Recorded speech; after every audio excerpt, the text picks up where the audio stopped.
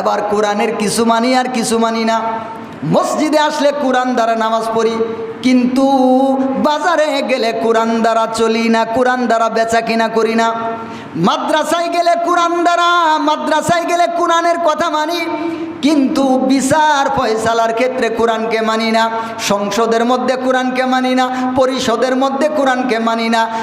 আর আল্লাহ সুবহানাহু ওয়া তাআলা আমাদের জীবনে যেই সমস্ত মামলা মুকদ্দমার বিষয়গুলা ঘটে, এই বিষয়গুলা আল্লাহর বিধান দ্বারা পরিচালনা করার জন্য বললেন, ওই জায়গায় গেলে কোরআনকে মানি না।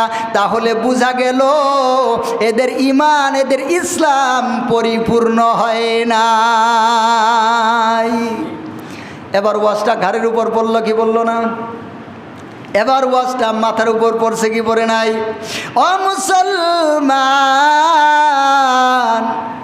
আসমানের উপরের কথা আর জমিনের নিচের কথা বললে কোনো সমস্যা নাই।